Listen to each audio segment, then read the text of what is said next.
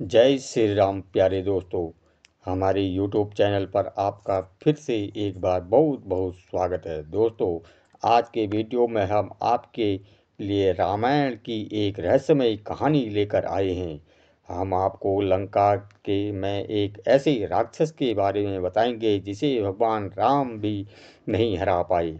जी हाँ, राम ने इस राक्षस से कई दिनों तक युद्ध किया, लेकिन उनकी सारी कोशिशें बेकार गई।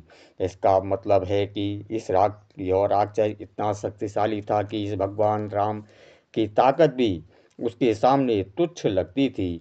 आप सोच रहे होंगे कि भगवान राम को कैसे हरा सकता है। आखिर राम तीनों लोकों के स्वामी है, कोई भी अस्तित्व में कैसे उनसे युद्ध में मुकाबला कर सकता है। इस वीडियो के अंत तक हमारे साथ बने रहे, क्योंकि हम उस राक्षस का नाम बताते हैं जिसके सामने भगवान राम भी हार गए थे।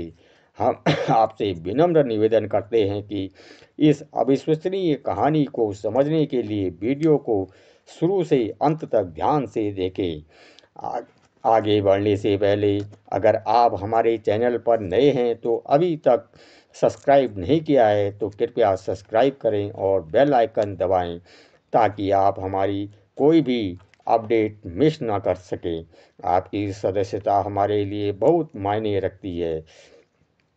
अब बिना समय बर्बाद किए सीधे इस रोचक कहानी में उतरते हैं। रामायण की एक कहानी है। हम सभी महान महाकाव्य रामायण के बारे में जानते हैं। हालांकि इसमें के साथ कई कम चर्चित कहानियाँ जुड़ी हुई हैं। ऐसी ही एक कहानी कुंभकर्ण के पुत्र मूलकासुर के बारे में है। यह मूलकासुर ही था जिससे भगवान राम के खिलाफ युद्ध किया था, और वह इतना शक्तिशाली था कि राम भी उसे हरा नहीं पाए। इसके बजाय देवी सीता ने अंततः उसे परास्त किया। यह घटना तब हुई जब रावण सीता का अपहरण करके उन्हें लंका ले गया। जैसे ही राम को यह पता चला, राम और रावण के बीच महायुद्ध की नींव पड़ गई। आखिरकार युद्ध हुआ और राम ने रावण और कुंभकर्ण को हराकर उनके पूरे वंश को मिटा दिया। केवल विभीषण ही बच पाया था, क्योंकि वह राम के सामने आत्मसमर्पण कर चुका था और उसका भक्त बन गया था। राम की जीत के बाद उन्होंने विभीषण को लंका का राजा बनाया और सीता के साथ अयोध्या लौट आए, जहां उनका राज्याभिषेक हुआ। इसके बाद राम ने अयोध्या पर शासन करना शुरू किया, जबकि विभीषण ने लंका का प्रबंधन किया। मूलकासुर का तब उदय हुआ जब हालांकि लंका में बहुत दूर कुंभकर्ण का पुत्र मूलकासुर को पता चला कि उसके पिता और चाचा मारे गए हैं और उनका पूरा वंश नष्ट हो गया है। इससे वह क्रोधित हो गया।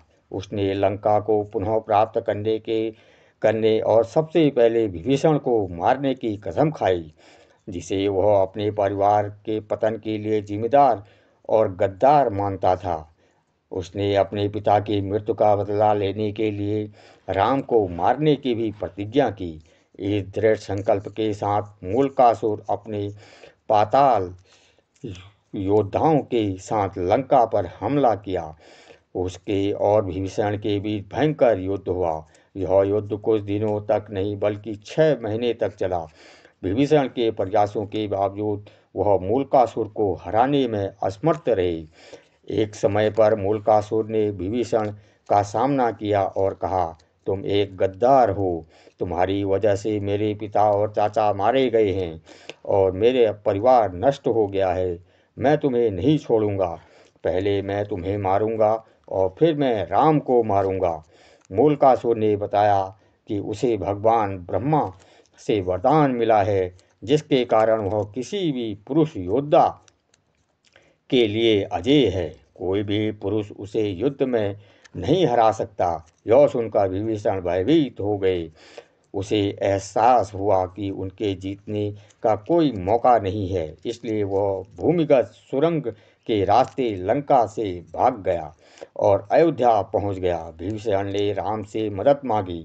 विभीषण डर से कांपते हुए राम के दरबार में पहुंचा उनकी भयावही अवस्था देखकर राम ने पूछा, भाई विभीषण, तुम इतने भयभीत क्यों दिख रहे हो?